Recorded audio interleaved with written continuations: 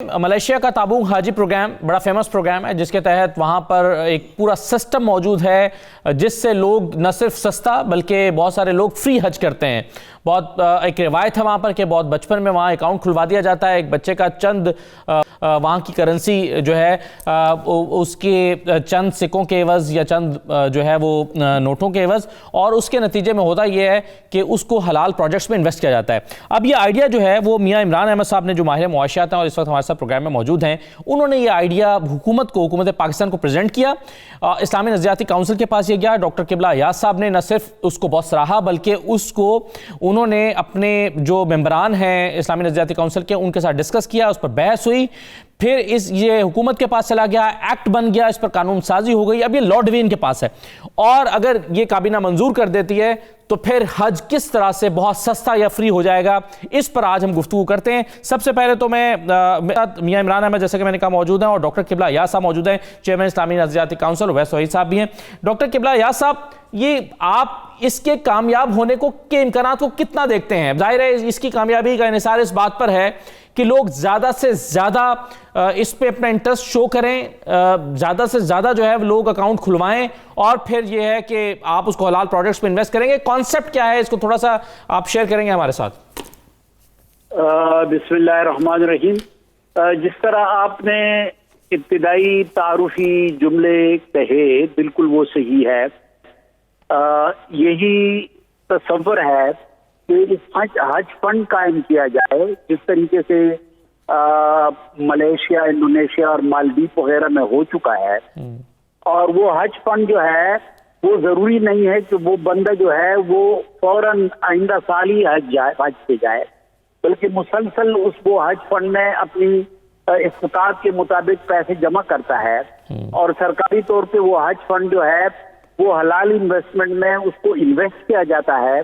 तो उसके ऊपर एक यकीनन वो भी आता है, वो फायदा भी आता है, माली तौर पे वो फंड मुस्तहकम। डॉक्टर साहब, इस पर तमाम उलमा का इत्तफाक है, जहां मुशावरत मुकम्मल हो गई है कि ये मुकम्मल तौर पर हलाल होगा इस तरीके से हज करना।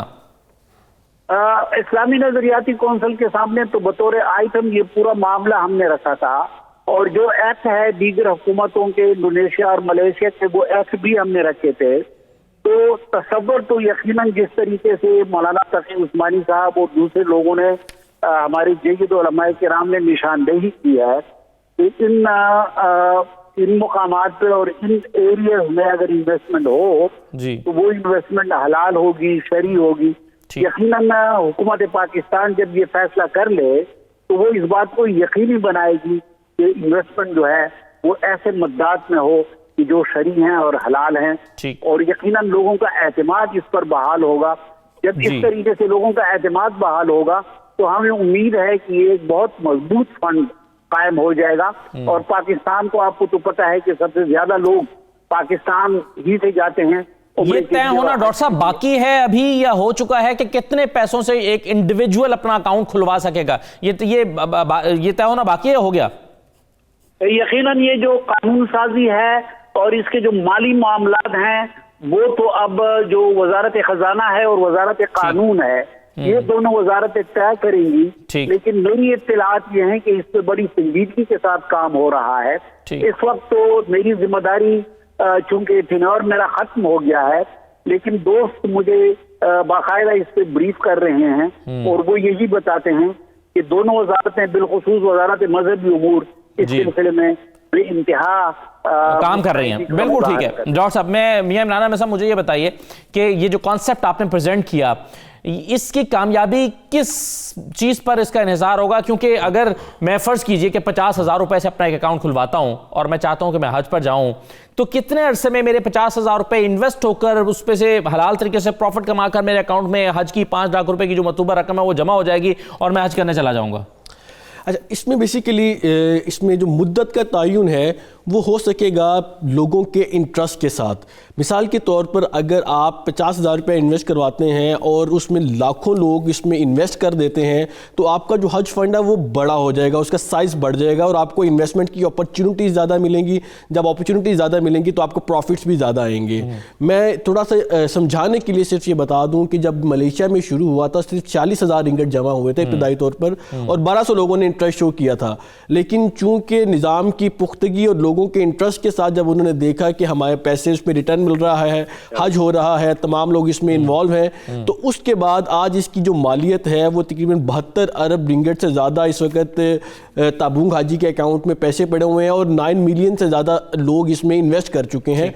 तो ये बेसिकली मैं समझता हूँ पाकिस्तान के अंदर भी जितना ज़्यादा लोग इंटरेस्ट शो करेंगे उतना ही ज़्यादा जल्दी हज का जो प्रॉफिट है वो मुकम्मल हो सकेगा। एक आइडिया उसमें अगर आप लगाएं तो तकरीबन कोई 3 से 4 साल या 5 साल 3 से 5 साल के बीच में based on the size of the हज फंड आप इसमें और अगर ऐसा हो गया जैसे मलेशिया में होता है कि बच्चा पैदा होता है तो चंद रिंगट्स के साथ जो है वो अकाउंट खोल दिया जाता है और जब बच्चा जवान होता है तो वो शादी के फौरन बाद हज करने के लिए चले जाते हैं और मलेशियन जो हैं वहां पर ये रिवाज भी है कि शादी के फौरन बाद हज करने जाते हैं। तो ऐसे में ये कितने पैसों से अपना अकाउंट एक बच्चे का खुलवाना होगा? अच्छा, इसमें बेसिकली जो मैंने पहले भी अर्ज़ किया है कि जो प्रपोजल है वो हमने 50,000 रुपये का दिया हुआ है, लेकिन इसमें जो पैदा होती है अगर किसी बच्चे का अकाउंट खुलवाना है तो जारी बात है उसको हज पर जाने के लिए 15 से 20 साल का टाइम कम से कम चाहिए। तो रकम छोटी वो रकम छोटी हो जाएगी, वो 10,000 भी हो सकती है। इनके बाद आपका बच्चा पैदा हुआ आप उनके नाम से अकाउंट खुलवाएं और जैसे ही वो और अगर वो बच्चा बड़ा होता है और उसके अकाउंट में मतलूबा जो रकम है उससे भी ज्यादा पैसे जमा हो चुके होते हैं तो बाकी जो इजाफी रकम है वो हुकूमत के पास चली जाएगी क्या? नहीं, जो इजाफी रकम है वो उसी ही के अकाउंट में जाएगी क्योंकि पैसे जिसने इन्वेस्ट किए हुए हैं पैसा उसी का ही है। बल्कि मलेशिया में ऐसा होता है कि लोग हज करने के बाद उनके अकाउंट में ज्यादा पैसे भी आ जाते हैं तो वो पैसे भी गवर्नमेंट उनको वापस कर देती है। और अगर आपकी बारी आ जाए मलेशिया में, जैसे जिसकी बारी आ जाए और उसके पास पैसे पूरे ना हो तो फिर इसी फंड में से उसको मलेशिया में ये होता है। जी बिल्कुल, आपने बड़ा अच्छा क्वेश्चन किया है कि मलेशिया में ये होता है कि गवर्नमेंट उसको अपनी पॉकेट से फाइनेंसिंग कर देती है और उनके फ्यूचर प्रॉफिट्स को एडजस्ट कर लेती है। यहाँ पर जो मैंने तजवीज़ दी थी वो ये थी कि आप गवर्नमेंट अपनी पॉकेट से फाइनेंसिंग ना करे, जो हज फंड कायम किया हुआ है उसी हज फंड के अंदर से एक लोन की अमाउंट जनरेट करे, वो पैसे उनको दे दिए जाए जिनकी बारी आ गई है और फ्यूचर में जो उनके प्रॉफिट्स हैं उनके डिडक्ट करके उनके अकाउंट क्लोज कर दिया जाए। ठीक है जी उवैस भाई साहब, ये बाजार तो बहुत ही शानदार मंसूबा लग रहा है और ये ज्यादा इससे उम्मीद इसलिए बांधी जा सकती है कि कई ममालिक में ये कामयाबी से चल रहा है। आप कैसे देखते हैं इसको? जी सर, देखिए मैं अभी किबला साहब की बात सुनी, मैं इमरान साहब की भी और आपकी भी बड़े इंसाइटफुल इब्तदाइया मैंने सुना और मुझे थोड़ा बहुत इल्म था ये इंडोनेशिया वगैरह के अंदर ये ज़ाहिर बात है राइज है ये तस्वर कॉन्सेप्ट। तो जब मुसलमान मुल्कों के अंदर राइज है, हमारे मुल्क में क्या चाहिए? नियत और शफाफियत निज़ाम के अंदर। लोग कभी भी जो है जिस निज़ाम में शफाफियत होगी और लोगों को हुक्मरानों की शफाफियत का और नियत का अंदाजा होगा वहां पे वो इन्वेस्ट करेंगे। और ये तो एक गरीब तबके और मुतवस्सित तबके के जो लोग हैं, अगर वो ये हलाल है और ये अल्लाह ताला और रसूल के सदके आपका बुलावा आया है तो इससे बेहतर तस्वर क्या हो सकता है कि सारे मुसलमान पाकिस्तान के जिनकी ख्वाहिश रहती है मरते दम तक कि वो हज कर पाए और अगर वो ये तस्वर अपने पाए तकबीर तक पहुंचता है तो इससे बड़ा सवाब तो कोई भी नहीं हो सकता। बिल्कुल सही है। अच्छा डॉक्टर किबला या साहब, एक चीज मुझे और बताइए कि फर्ज कीजिए अगले 1-2 माह में लॉर्ड डिवीजन अपना काम मुकम्मल करके काबीना से इसकी मंजूरी हो जाती है अगले 2-3 माह में, तो इसको किस साल की हज पॉलिसी का अमली तौर पर हिस्सा बनाया जा सकता है? क्या इस पॉलिसी के तहत 2023 में या 24 में हज कर पाएंगे लोग? जो इब्तिदाई तौर पे हमने इस्लामी नजरियाती कौंसिल में इसको हम ज़ेरे बहस लाए और हमने इसको वजारत मजहबी उमूर को भिजवाया, तो वो मजहबी उमूर के जो हमारे मोहतरम वजीर साहब थे उनकी तो ख्वाहिश यही थी कि जो ही कानून साजी मुकम्मल हो तो फिर फौरन इस पे अमल दरामद को यकीनी बनाया जाए। तो मैं अंदाजा ये लगाता हूँ कि अब 2021 को हम ये फर्ज कर लें तो इसमें कानून साजी मुकम्मल हो जाएगी और इसके 22 लॉज बन जाएंगे, तो उम्मीद है कि 2022 या 2023 में इस पर अमल दरामद शुरू हो जाएगा, ये उम्मीद है।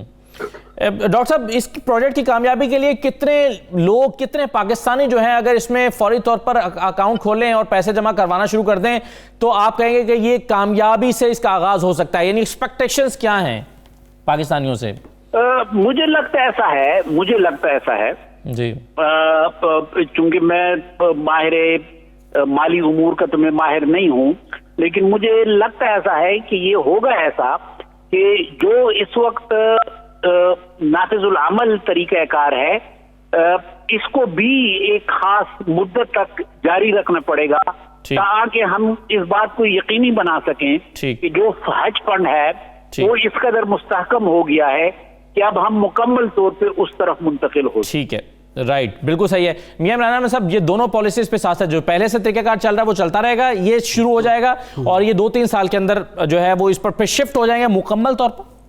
जी बिल्कुल ऐसे ही है, क्योंकि हमारा जो एग्जिस्टिंग सिस्टम चल रहा है वो तो चलेगा साथ साथ, लेकिन जो ये पैरेलल इसको साथ साथ चलाया जाएगा। और जैसे ही आपको पता है लोगों का इंटरेस्ट होगा, ये देखें 1-2 दिन की बात नहीं है, 1-2 महीनों की बात नहीं है। अगर इसमें मिलियंस ऑफ पीपल इन्वेस्ट करना चाहेंगे तो उसके लिए ज़रूर पता उसकी इन्वेस्टमेंट पॉलिसी बनेगी कि इसको हमने कहाँ इन्वेस्ट करना है, पाकिस्तान में करना है, पाकिस्तान से बाहर करना है।